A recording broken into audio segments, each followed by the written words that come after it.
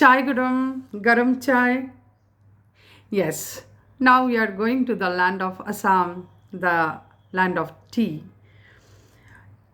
Pranjal, a youngster from Assam, is Rajveer's classmate at school in Delhi. Pranjal's father is a manager of the tea garden in Upper Assam, and Pranjal has invited Rajveer to visit his home during the summer vacation. So they are going to Pranjal's house in Assam, and while visiting in the train, the vendor came with the tea, garam chai, chai garam. He called out in a high pitched voice. He came up to their window and asked, Chai sir? Give us 2 cups, Pranjal said. They sipped the steaming hot liquid. Almost everyone in their compartment was drinking tea too. So, for refreshment, we need tea, the hot steaming tea. Do you know that over 80 crore cups of tea are drunk every day and throughout the world? 80 crore cups of tea is taken throughout the year, Rajvi said. Oh, exclaimed Pranjal, tea really is very popular. The train pulled out of the station. Pranjal buried his nose in his detective book again. Rajvi too was an ardent fan of detective stories, but at the moment he was keener on looking at the beautiful scenery. Of course, Pranjal it is very common. He knows this area this way, so there is no new fun for him. But for Rajveer it is very interesting. So he wants to enjoy every moment of his journey. So, keeping aside the detective book, now he is trying to enjoy the journey throughout the throughout the window of the train. It was green everywhere. Rajveer had never seen so much greenery before. Then the soft green paddy plants gave way to tea bushes. Green paddy plants slowly vanished, and the tea bushes started from where the hills started. It was a magnificent view. Against the backdrop of densely wooded hills, a sea of tea bushes stretched as far as the eye could see. Dwarfing the tiny tea plants were tall, sturdy shade trees, and amidst the orderly rows of bushes busily moved doll like figures. Dwarfing the tiny tea, that means tea plants, tea bushes are dwarf, they are small. But in between in the tea field, you will see the tall, sturdy trees.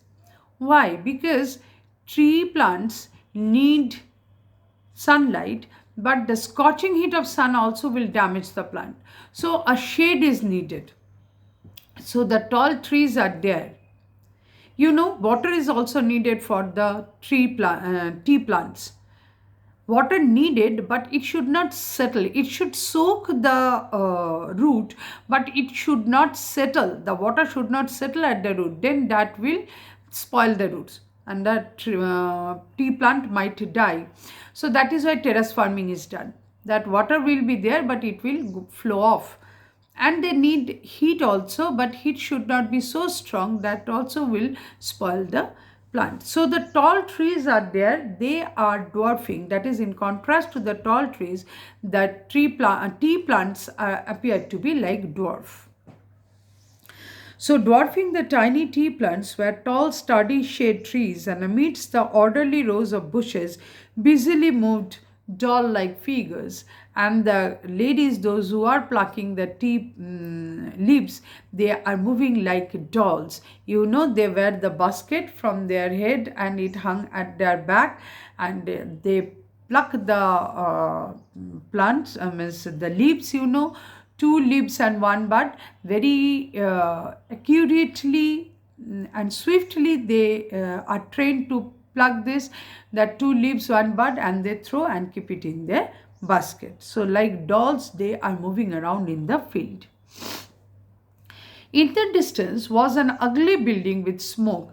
In contrast to this nature and the beautiful women who appears to be the part of the nature, there appears an ugly building with smoke billowing out of tall chimneys. That is the factory where the processing is done. Hey, a tea garden, Rajveer cried excitedly. Pranjal, who had been born and brought up on a plantation, did not share Rajveer's excitement. It's nothing exciting for Pranjal because it's very common for him. Oh, this is tea country now, he said. Assam has the largest concentration of plantations in the world, largest concentration of tea plants. That means in a small area, maximum number of plants. That is the largest concentration of plants in the world is in Assam. You will see enough gardens to last you a lifetime. Enough gardens are there. If you want to see, you can visit many tea gardens in Assam. You will see enough gardens to last you a lifetime. I have been reading as much as I could about tea, Rajvi said. Before coming here, Rajvi read many things about tea, learned many things about tea.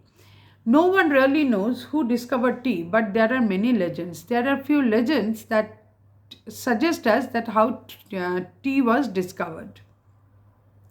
What legends? Pranjal is born and brought up here. There is nothing attractive, nothing exciting for him.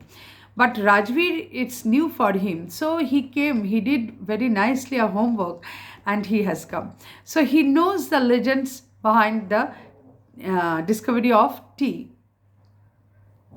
Well, there's the one about the Chinese emperor who always boiled water before drinking it. One day, a few leaves of twigs burning under the pot fell into the water, giving it a delicious flavor. It is said they were tea leaves. Chinese emperor used to drink boiled water. So the water was boiling on some twigs, some branches of plant.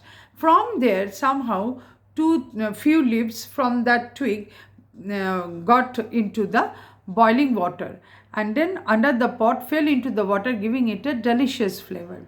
It is said they were tea leaves. From there, when it is tasted, it tasted delicious, and thus tea came.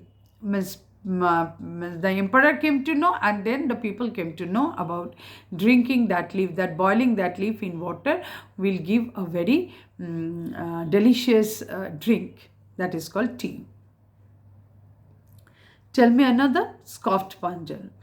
We have an Indian legend too. This is a Chinese legend. The Indian legend says that Bodhidharma, an ancient Buddhist ascetic, cut off his eyelids because he felt sleepy during meditations. While he was doing meditation, a Buddhist monk fell asleep, and so he cut off his eyelids, and those eyelids 10 tea plants grew out of the eyelids, and those cut off and fallen eyelids 10 tea plants came.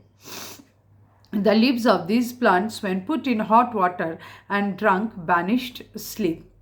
As it was cut off to stop from sleeping, that is why when this leaf is boiled in water and drunk, then we feel less sleepy. It banishes sleep.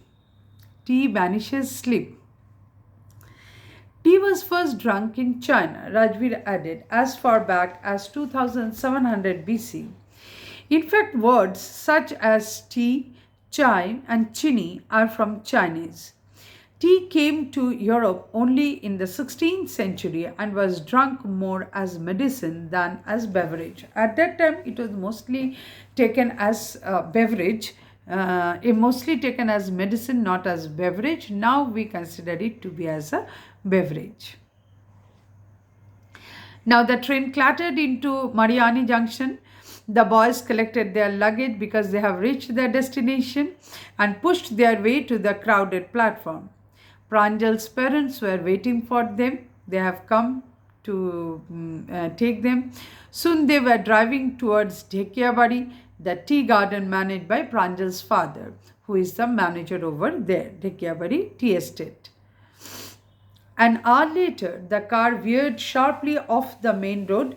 They crossed a cattle bridge and entered Dhekiabari Tea Estate. Finally, they reached their destination, that is Dhekiabari Tea Estate. they reached the entered the tea estate. On both sides of the gravel road were acre upon acre of tea bushes. Wherever eyes can reach, only tea bushes could be seen. All neatly pruned, pruned means trimmed properly, all neatly pruned to the same height. Groups of tea pluckers with bamboo baskets on their backs, wearing plastic aprons, were plucking the newly sprouted leaves. The newly means as it is taken, as the leaves are taken out and the buds are taken out, again new sprouts come out. That are taken again. So they were taken, means this part of the time of the year, again sprouts come up. So they are they are plucking the newly sprouted leaves. Pranjal's father slowed down to allow a tractor pulling a trailer load of tea leaves to pass. A tractor was carrying tea leaves. This is the second flush or sprouting period, isn't it, Mr. Barua? Rajveer asked. It lasts from May to July and yields the best tea. So that means there is a first flush when the first rain comes. That sprout is not so tasty. That means that tea will be cheaper. And this second flush, that is May to July, the tea will be tastier. And hence definitely its price will also be higher than the previous one. So it lasts from May to July and yields the best tea. So the best tea is available with the second flush from May to July. You seem to have done your homework before coming, Pranjal's father said in surprise, because it's not expected that a boy coming to visit the tea estate will know so much, so detailed. So that means he was very happy to know that Rajveer has done a very good homework and was really interested to know about the place. Yes, Mr. Barua, Rajveer admitted, but I hope to learn much more while I am here. To be there and to know will be more interesting, and definitely much more he can know. He will gather knowledge by staying over there. Practically, he will see all the things and he want to learn from there, which is not possible from the book. So Rajveer was very interested to know more about tea plantation in Assam from Pranjal's father. Okay. So children, this is the chapter is over now. Read the chapter nicely, go through the questions, try to understand, not very tough questions are there, not very difficult to understand even. So, okay, taking a bread in our hand from Goa, give a sip to coffee from Kurg or a sip of tea from Assam, start reading the chapter and finish it fast. Okay children, bye.